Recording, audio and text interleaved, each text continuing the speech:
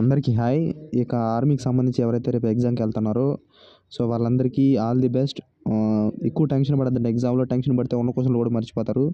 చదువుకున్న దాన్ని నీట్గా మర్చిపోకుండా నీట్గా రాయండి. ప్రశాంతంగా ఉంటే చాలు. మీకు మంచి తెలిసిన క్వశ్చన్లు కూడా తెలియని క్వశ్చన్లు కూడా మీకు ఆన్సర్లు తగులుతాయి. మీరు కానీ టెన్షన్ పడినారనుకో తెలిసిన క్వశ్చన్లు కూడా మర్చిపోతారు.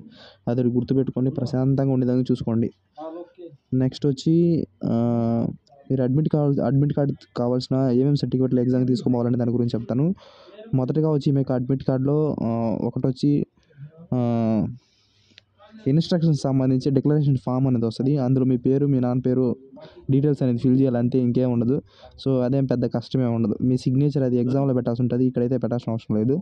సో దాని తర్వాత వచ్చి నెక్స్ట్ వచ్చి 2 ఫోటోలు, పాస్పోర్ట్ సైజ్ ఫోటోలు 2, ఒక ఆధార్ కార్డు ఒరిజినలు, నెక్స్ట్ వచ్చి మీ యొక్క అడ్మిట్ కార్డు యొక్క జిరాక్స్. సో ఇంతకు ఒక పెన్ను. సో ఇంతే, ఇంకేం అవసరం లేదు. సేమ్ జీడీ లాగానే ఏం పెద్ద డిఫరెన్స్ ఏమి ఉండదు. ఎగ్జామ్ కూడా అంత టఫ్నెస్ ఏమి ఉండదు, మీడియంగానే ఉంటుంది. సో ఇబ్బంది ఏం లేదు. మెజారిటీగా మీకు ఫస్ట్ ఏ సబ్జెక్ట్ అయితే బాగా వచ్చో ఆ సబ్జెక్ట్ని స్టార్ట్ చేయండి. ఎందుకంటే ఫస్ట్ తెలియని సబ్జెక్ట్ని ఎత్తుకొని తనకలాడబాకండి. మెజారిటీగా రీజనింగ్ మీద కాన్సన్ట్రేట్ చేయండి. రీజనింగ్ కానీ జనరల్ సైన్స్ కానీ ఈ రెండిట్లో ఏదో ఒకటి స్టార్ట్ చేయండి ఫస్ట్. ఒకవేళ మీకు రీజనింగ్ ఇబ్బంది అనిపిస్తే ఫస్ట్ జనరల్ సైన్స్ పెట్టండి.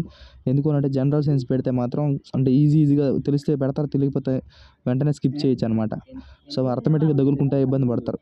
సో ఇది దీనికి సంబంధించి update. So thank you so much. జై హింద్.